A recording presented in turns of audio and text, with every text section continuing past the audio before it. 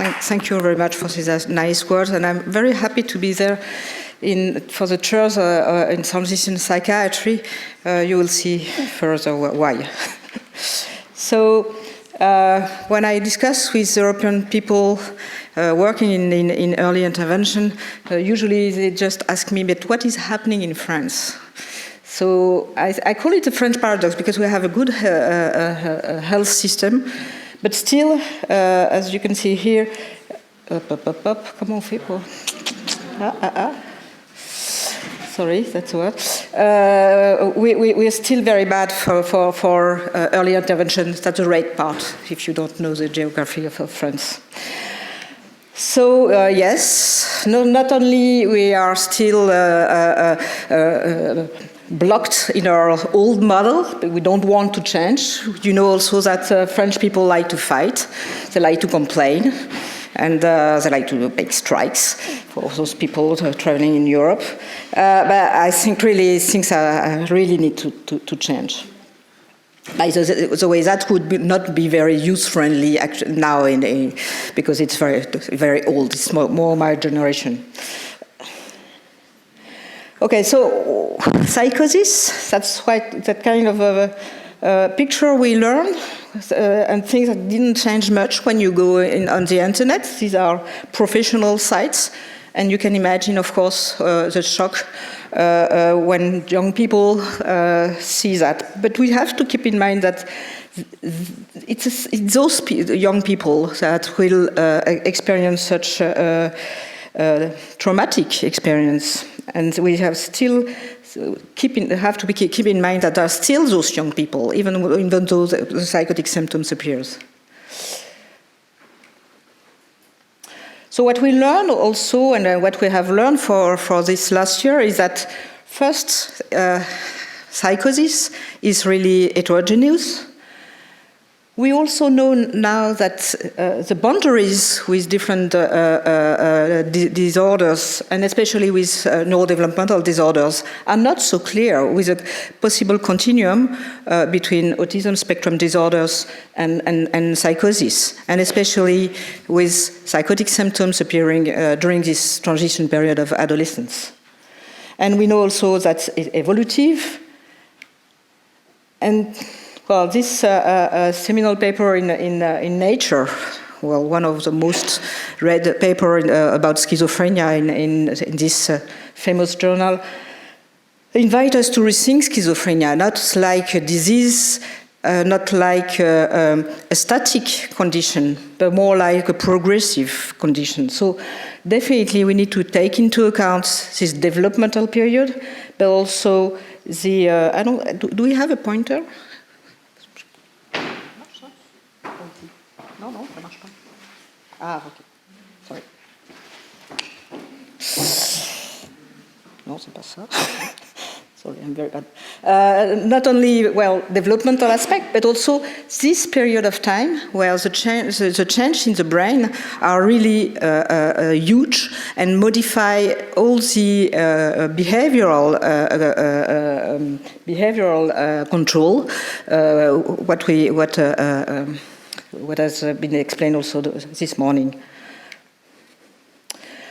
We have learned a lot of things about schizophrenia with a little bit of information regarding the early modification in brain formation that could lead. Actually, these are risk factors to see psychosis appearance.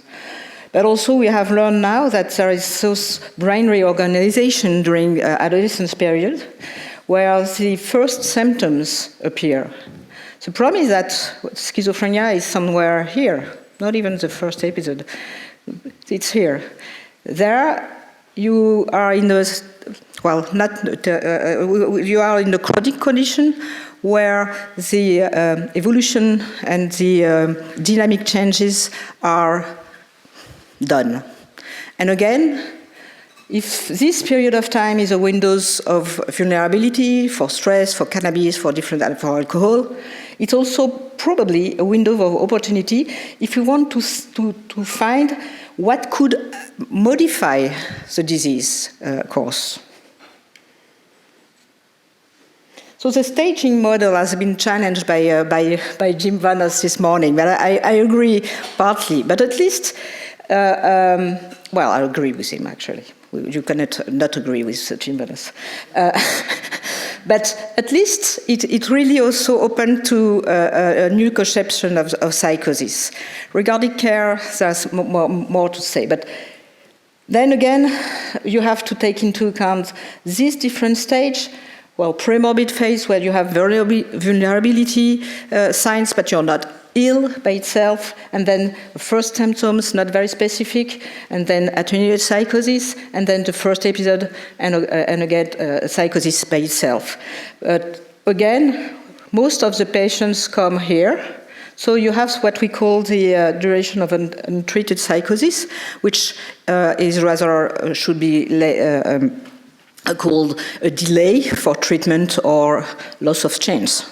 Because we know now that the duration of untreated psychosis is clearly a prognostic factors that impact on the response to treatment, and of course also on the impact of the disease on the person trajectory, life trajectory.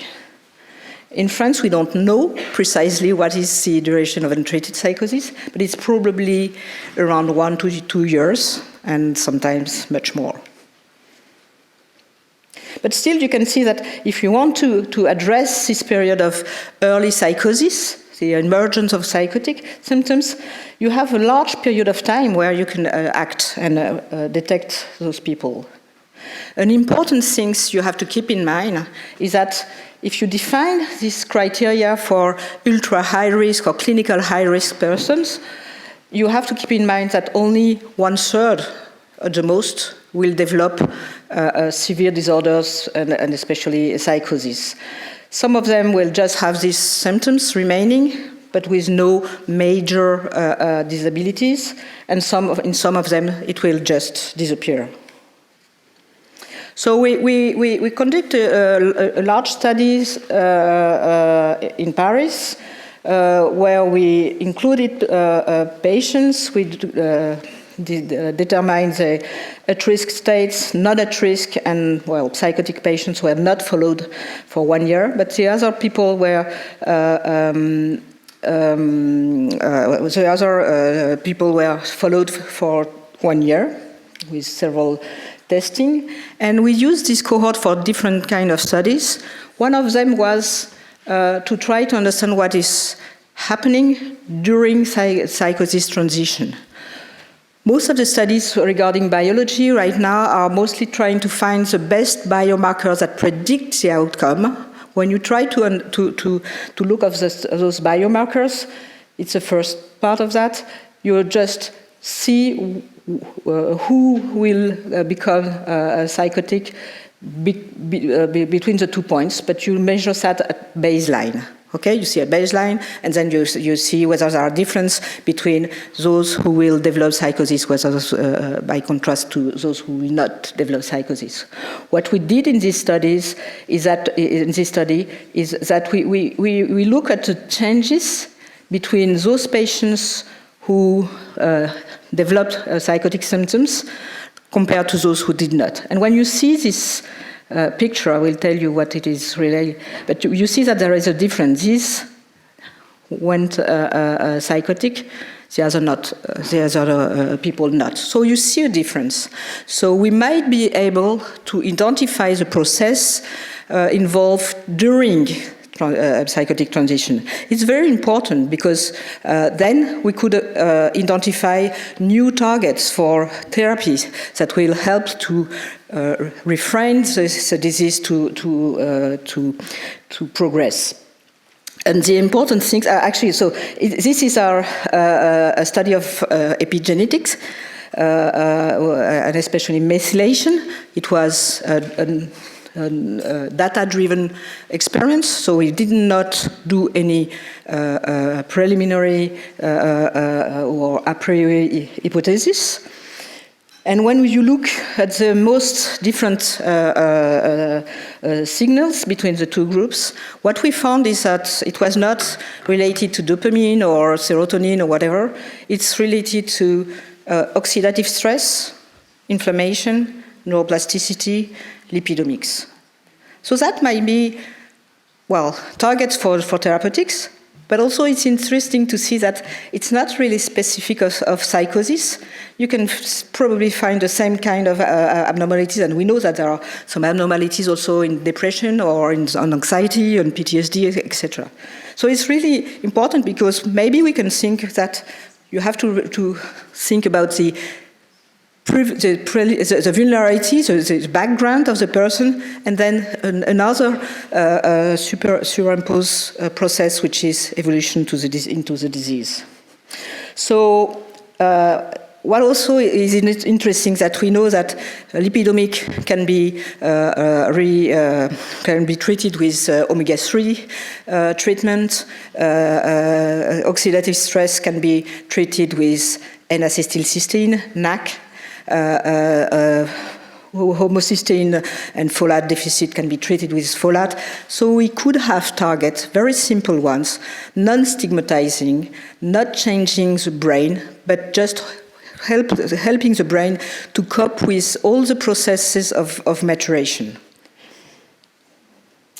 Okay. Just a quick look about this cohort, what we get in the center of Paris. So mainly males. The age is around 21. This outpatient clinic is called Centre d'évaluation pour jeunes adultes et adolescents, so Center for Assessment for Young Adults and Adolescents. Most young adults will not go to Maison des Adolescents because they think that it's not for them. So we try to differentiate. We have a Maison des Adolescents just 100 meters from our center. So it's rather young, actually, because we see a lot of people with below the age of 18. Most of them have a comorbidity. So I found these numbers because, I stress this number because when I discuss with other people, they say, well, okay, why do you want to treat those young people that are not really so ill right now? We have so many people in hospitals with chronic condition. Well, yes, okay, but still they are not so ill, but they already need care and have and request some therapeutics and support. That's a referral. Most of them came directly through a website, very simple one, just one page. But when you look whether they had previous contact, they almost all had a previous contact. So we have a real problem in the center of Paris, with many places where you could see doctors or psychologists. The referral the time between help seeking and referral is around 3 years, and the duration of untreated psychosis is more than 1 year, and it's in the middle of Paris. So it's very accessible, it's free, etc. So we have a real problem. Maybe that can be one of the problems. This is 130 structure from the GHU. So the GHU now is Hôpital Sainte-Anne in blue, Maison Blanche, Perret-Vaucluse, and associated with this part. Sorry, this one is not in the GHU. So the yellow and 130. Find your way. And that's for the sectorized, so community-based structures. Then you have also the university department, okay, in Paris. So there's someone you will see Maison des Adolescents, you have the Institut Mutualiste Montsouris somewhere here. So there are many, but the organization is not the same. That's another problem, because the connection is not so good.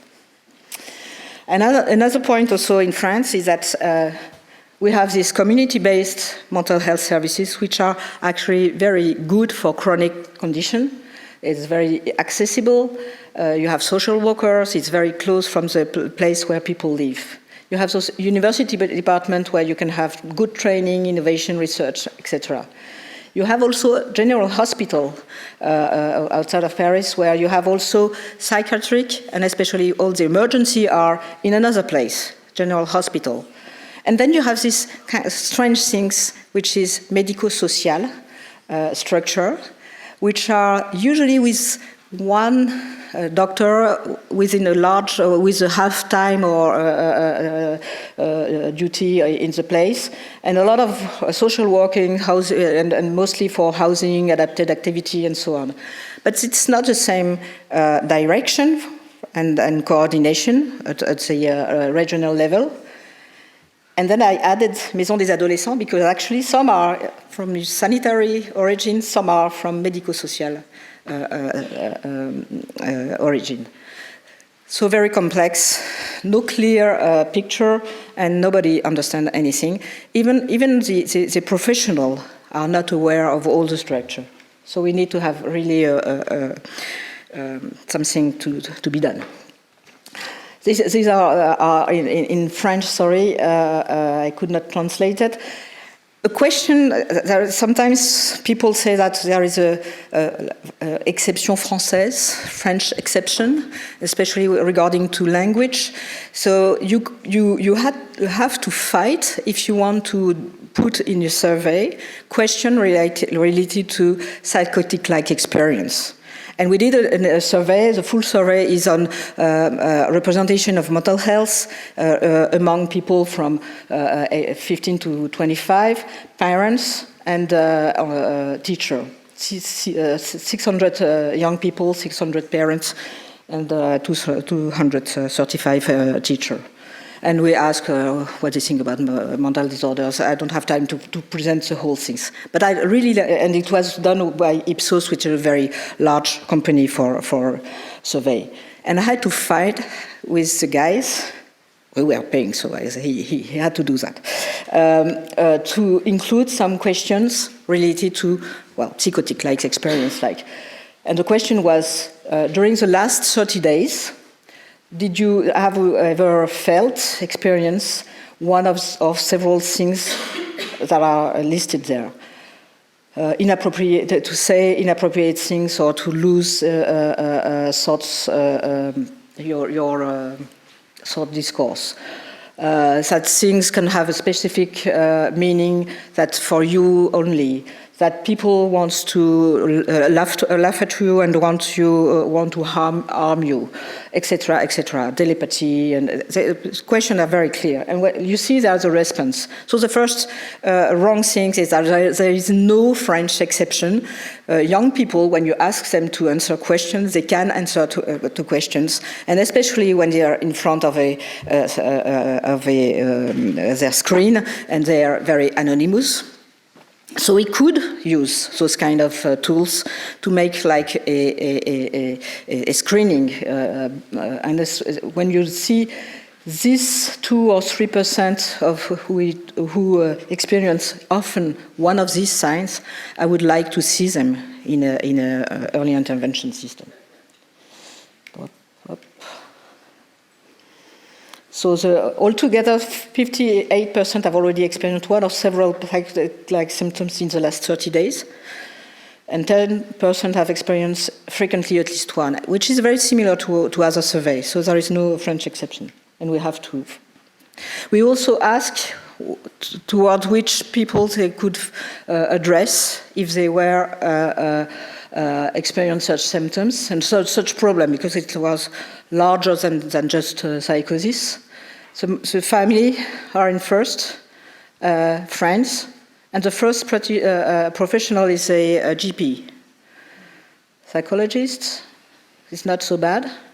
Internet and school is only there, 4%, 2%. So we also have, and when we ask why, well, they find that they are afraid of privacy, confidentiality of the information, and they thought that they were not trained sufficiently, and they was disappointed. So yes, school of course is important to have in the picture, but we have to work and train people, and maybe also have maybe those trained young people that could be an advocate for mental health. So based on all this consideration, we applied. I said we because we are 13 partners in this project. We applied to a grant trying to answer the different difficulties we have to deal with early intervention, especially in France. So this, well, you know that, but we told already, that psychosis is a result of a complex interaction between early phenomena, early events, and environmental factors during the period of maturation of adolescence. And we know that the functional impairment is early and even before the psychosis, the onset of psychosis. So the early intervention wants to limit and prevent chronicity and limit the burden of cost, of course, and we'll consider the ultra-high risk and first episode psychosis. And the hope is to reduce even the emergence of a full syndrome. So the project name is PsyCare. Actually, the kickoff was on Wednesday, very, very recent one. 5 years. The central hypothesis is that we want to promote neuroprojection and neuroplasticity to attenuate the consequence of developmental insults. So if you want to do that, you have to detect those patients with more developmental burden, and you have also to personalize your treatment. So that's the 5 aims: improve early detection, prevent chronicity, introduce precision medicine in early intervention, which is not so well done right now, translate knowledge to clinical settings, very important in that kind of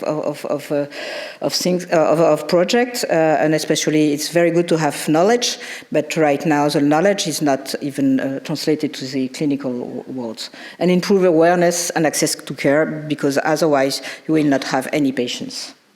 But if we want to adapt, when you say the name is preventing psychosis through personalized care, then you want to personalize and adapt to stage, of course, developmental burden, comorbidity, including rare disease, but also age, because we all know that they are not using the same way of communication, and so we have to adapt to that. So the project itself will be based on the knowledge and experience of the different partners. I told already about that.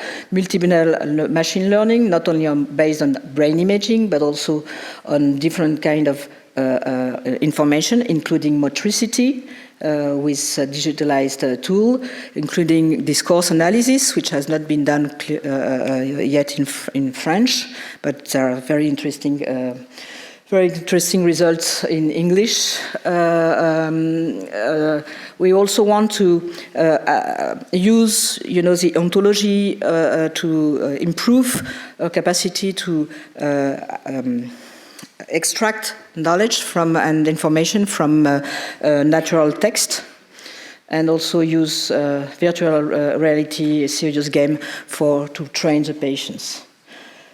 This will be based on the réseau transition, where here it is. We were then 24 clinical centers, now we are more than that.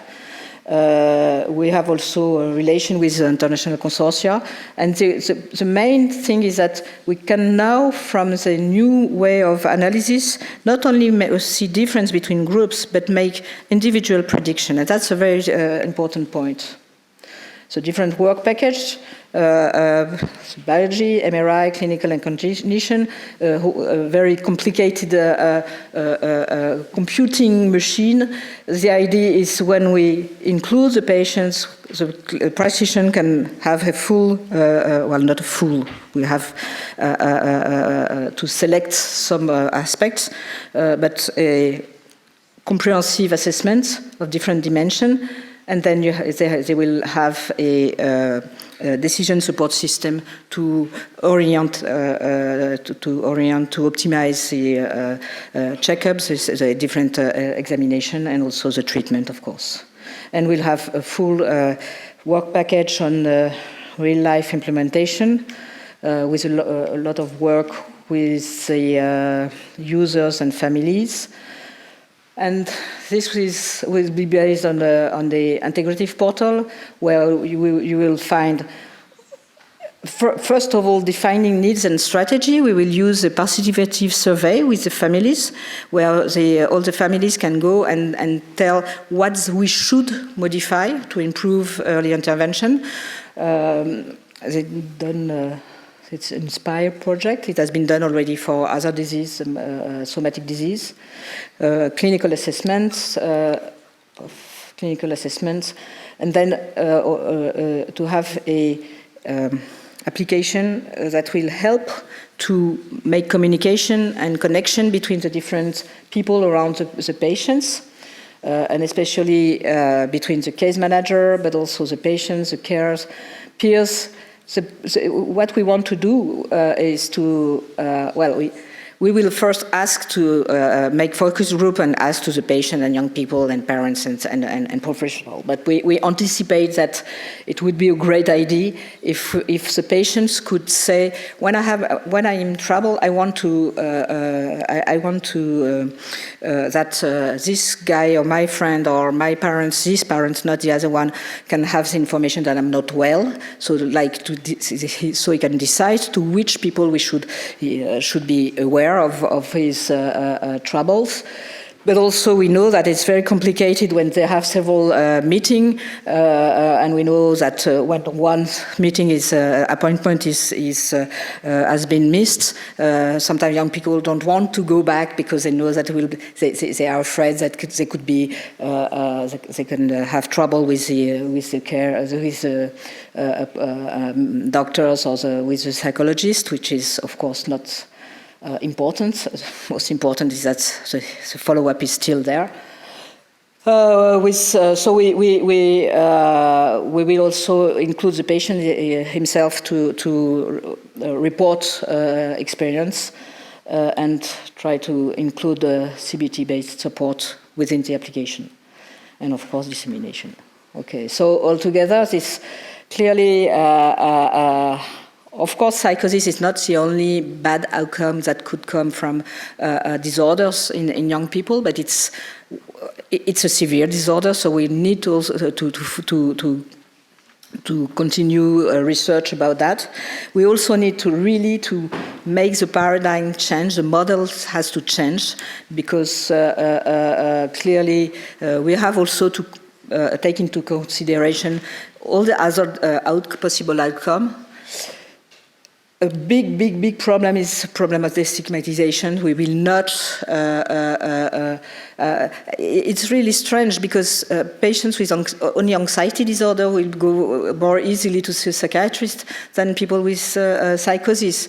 Of course, it's sometimes difficult for people to understand what is going on, and even more to describe what is going on, but also because they feel that they are losing a little bit of control, and they feel that they could get mad, and that's terrible. So we really need to make people understand that having some psychotic symptoms, attenuated psychotic symptoms, is not a big deal. Actually, we see that many of the adolescents do have such manifestation. The problem is that when you have trouble with school, with your life, and then you need to get help because you will not be able to do it by yourself. So we have to really to work on that. We have to improve training, information, coordination of the different professionals because it's a nightmare. And that we try to do in the Région Transition with the French-speaking branch of EUPA also, because there is clearly a deficit and a need for French-speaking tools. And we are working together with Philippe Conus and Amal Abdelbaki in Montreal for that, with training session and so on. Okay, I think that's all. And for French-speaking people, we have also a specific diploma organized in Paris. Thank you for your attention.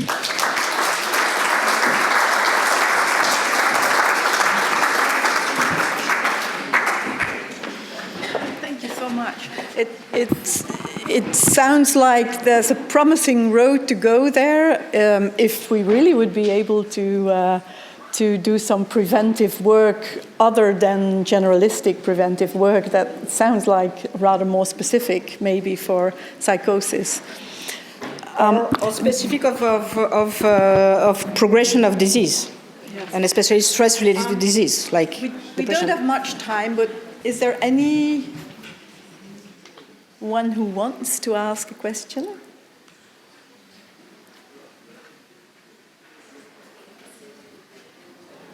Do you think now already people need to do early detection actively? Yes. You're not more in difficulty when after you see a psychiatrist than before you see a psychiatrist. I think really, well, a lot of people think that, even GPs. Really, I think we have to introduce the idea that we can have an assessment that will not predict the outcome, but at least evaluate a possibility of the degree of risk. And then, if the risk is great, you have to be careful. If you have, like, a spot on your, the nematologist will say you should put a lot of cream and you should not go into the sun. So that's the same idea. We are starting to have some early detection teams in Belgium as well.